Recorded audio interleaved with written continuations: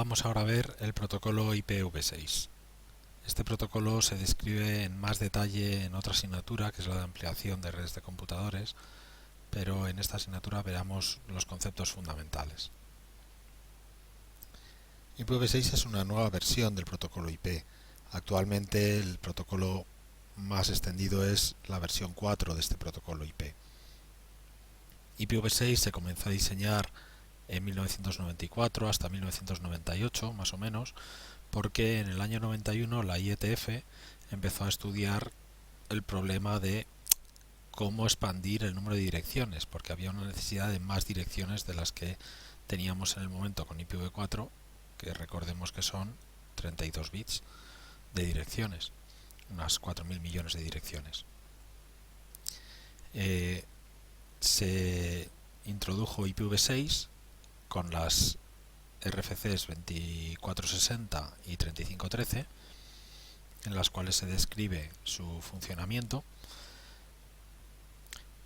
y como vemos aquí tenemos la versión 4 de IP, el protocolo IP, y en el año 98 fue cuando salió la versión IPv6. La versión 5 fue otra versión del protocolo que no se llegó a implantar, y hay otras versiones que no llegaron, se evaluaron como posibles versiones de IP de nueva generación, pero no se llegaron a implantar. Como decimos, el número de direcciones con IPv4 son de más de 4.000 millones de direcciones, pero vemos que el número de direcciones, el uso fue exponencialmente creciendo y quedándonos sin direcciones IP,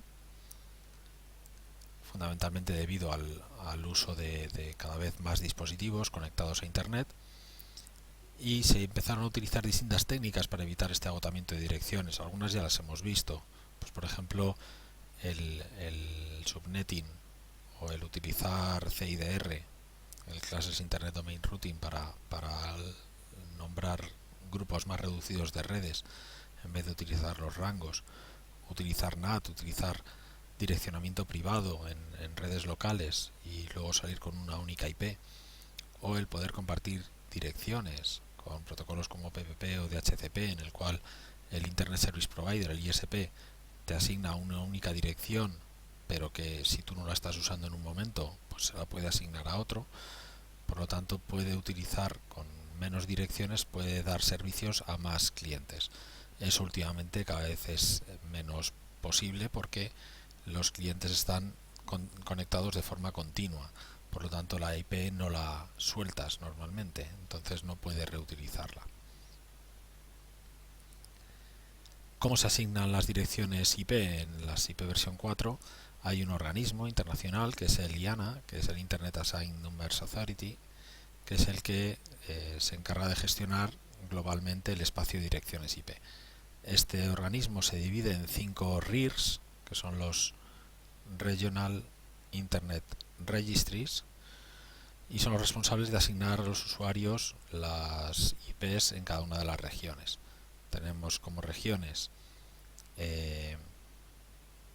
ARIN para América del Norte, tenemos LACNIC para Latinoamérica y Caribe, tenemos AFRINIC para África, tenemos APNIC para Asia-Pacífico, y tenemos RIPE para Europa. En cuanto al agotamiento del espacio de direcciones, decir que desde el 3 de febrero de 2011 fue la fecha en la que IANA repartió los últimos bloques a los 5 RIRs. Entonces repartió un bloque a cada uno de ellos, y ese bloque de direcciones se han ido agotando, depende de la demanda en esa región, más pronto o más tarde. Por ejemplo, la primera que se agotó evidentemente fue en APNIC, en Asia-Pacífico, porque el crecimiento en esos momentos en la región de Asia era muy grande, y entonces le dieron el bloque el 3 de febrero y el 15 de abril ya se había agotado todas las direcciones IPv4 en esta región. En Europa fuimos los siguientes en RIPE, que fue en el 14 de septiembre de 2012, agotó todas sus direcciones IPv4. Entonces la región de Europa ya no tiene más posibilidades de solicitar nuevas direcciones IPv4. Pues como veis, en América es ahora en el 2015 cuando se prevé que vaya a terminar su direccionamiento IPv4. En Latinoamérica terminó el año pasado, y en África, como la expansión es mucho menor, se supone que en torno al 2019 será cuando se agoten las direcciones IPv4. ¿Por qué tenemos esta necesidad de más direcciones? Lo que he comentado, cada vez hay más usuarios en Internet, pero también cada vez tenemos más dispositivos conectados a Internet. En nuestro mundo tenemos hoy en día pues las casas smart homes conectadas a Internet, tenemos lavadoras, la televisión, la nevera, el tablet, el móvil, etcétera, todo conectado a Internet. Entonces cada uno de esos dispositivos necesita una dirección IP.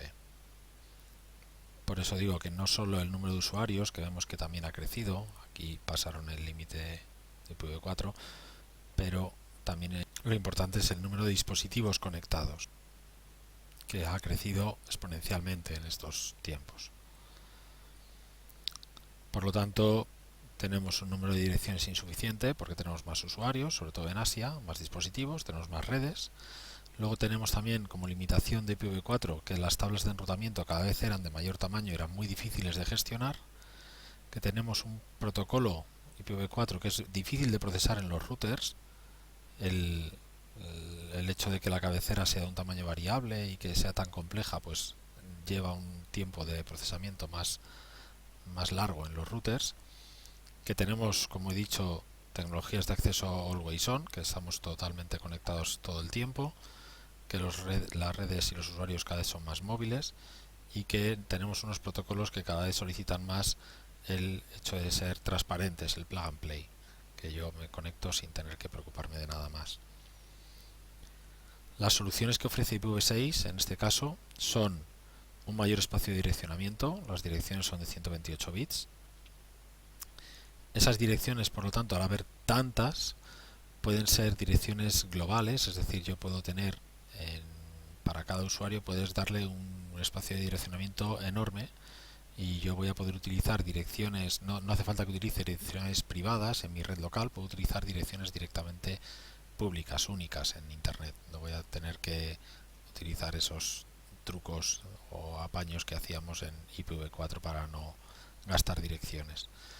Y además van a ser transparentes, van a ser realmente tráfico de terminal a terminal, en el cual yo voy a conectarme con la máquina directamente, no voy a necesitar hacer el NAT famoso que hemos hablado antes. La estructura de red va a estar más jerarquizada que antes, se va a poder jerarquizar más fácilmente. Vamos a simplificar la cabecera mucho, ahora veremos. La seguridad va a ser obligatorio la implementación de IPsec, por lo tanto va a estar cifrada la comunicación, dándole una mayor seguridad a la comunicación. Hay un nuevo protocolo de comunicación de señales de mensajes de control de la red, ICMP versión 6. La posibilidad de utilizar multicast en lugar de broadcast, que era la única posibilidad que teníamos en IPv4. Y luego posibilidades de autoconfiguración y plug and play mejores que en IPv4.